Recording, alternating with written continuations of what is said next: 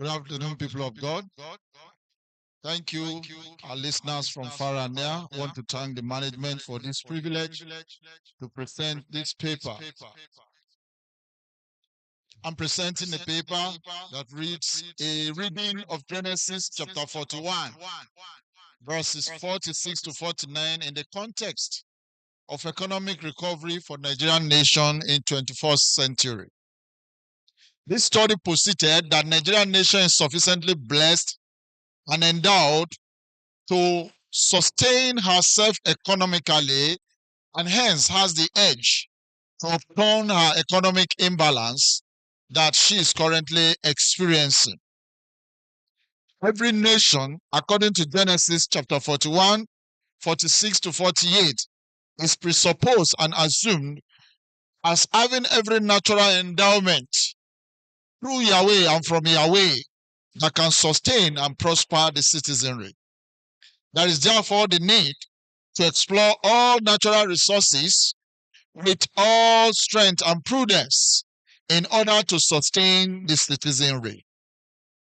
Nigerian nation 21st century and the leaders have not prioritized harnessing her natural resources, talk less of the agricultural sector that has continually witnessed abundant blessings.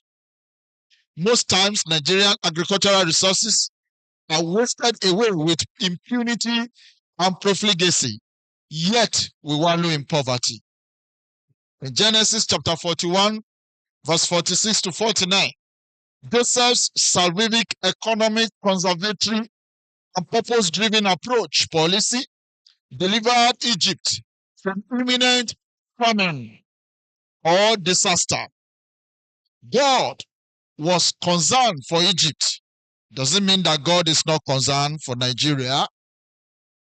Similarly, Nigerian national leaders hardly prioritize abundant agricultural harvest for sustainability and economic value.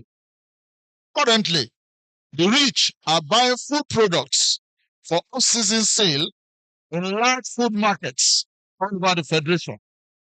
Added to the fact, the poor only eat what they have and others are thrown away by the roadside, constituting waste. This paper is of the view that to overcome poverty and ameliorate economic recession in Nigeria, we have to sustain the economic sector of this nation by harnessing our agricultural resources appropriately, just as God, Yahweh, did intentionally through Joseph. When this paper was initially conceived, Nigeria had closed our borders to all imports and exports for a long time. It is the current political administration that reopened a part of the borders and yet not fully opened. Nigerian states and some states in the Federation are currently considering recycling wastes as a major engagement for some youth in order to economically benefit them. Federal government also want to introduce vocational skills in primary education that have been there generations ago to drive new economic factors. All these are attempts to reinvigorate Nigerian economy that has been on the downside for over 4 decades. It is not new that Nigerian landscape, however, has sufficient agricultural seasons where we witness abundant produces but are wasted away most of the time. For instance, from point of harvest to consumption at homes and family tables, waste and food surpluses abound. Unfortunately, the culture of managing agricultural surpluses in a season by government and citizen cannot be said to be in place. Let me quickly go to the state of Nigerian economy presently. Now we define these factors, these keywords: economy, from the word, the 15th century Latin word, economia, and its Greek version, oikonomia, meaning managing a household. The word oikos, meaning house, and the mea, meaning manage. Hence, it connotes the effective management of household resources for the betterment of the occupants.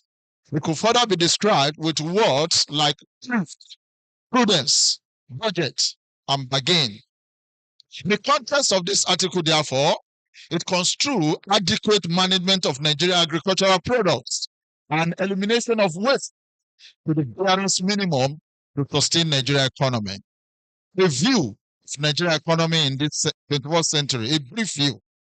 By National Bureau of Statistics report, the nation's gross domestic product stood at 3.10% in 2022. And agriculture recorded a lesser performance in view of the flood that ravaged parts of the Federation. In 2023, the GDP was 2.74%, and agricultural sector recorded 2.1% by the fourth quarter of 2023, compared to 2.05% recorded same period in 2022. Thus, Nigerian economy and particularly agricultural sector continue to witness recession, which demand urgent attention by the national leadership and household. But does it mean that Nigeria is not blessed economically? Contemporary state of food and management in a location that I researched in time past in Ibadan. There is this local government in Ibadan that is popular for agricultural products. However, the markets often filled with farm waste in season and out of seasons. Tomatoes are thrown by the roadside. Agricultural products like oranges are thrown aside. I'd like to use the Genesis factor in Genesis chapter 41 from verses 48 and 46 to 49. It's a key factor for this paper. It's an exegetical analysis. In it, I found these simple phrases as important. Joseph was 30 years old when he entered the service. This implies that the young man was fully matured for the assignment he is commissioned to do. He's also commissioned to serve a particular kingdom and national body. Presence of Pharaoh is an indication of the earnestness with which Joseph took his commission. We went through the land. This is strategic planning, an immediate survey of the assignment on hand. The scripts were to make an on-site survey of what is on ground. Verse 47, the land brought forth. Oh, the land had handful and prospered fruit. The same we are witnessing in Nigeria. What is the implication of this for Nigeria?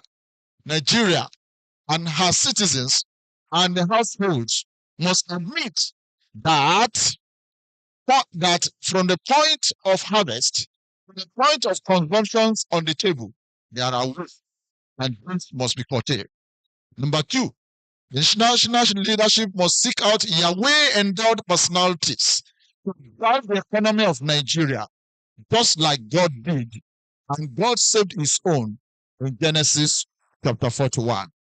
Nigerian leadership must commit herself to allow godly-minded people to drive the affairs of this nation. The national leadership must also conduct credible consultation with godly-minded citizenry. Number 5, elected people must with due diligence and with leadership carry out strategic survey to sustain agriculture in this nation. I recommend these points. All Christian families and religious groups must rise up to this task of nation building and participate in this economic recovery. Christians and family members should participate in governance. Ministers of God should be committed to discharge these functions with God's people are serving Yahweh. But contemporary Nigerian leaders, both civil and religious, must be sincere to admit that we have been reckless in the management of our abundant resources. To this end, every family must guard up their land. Hence, appropriate management of our agricultural resources will put food on our table and reduce economic waste. And that all participants in this conference must return home to their families and work out ways to stop agricultural wastage and learn how to harness surpluses from household to larger society. Thank you.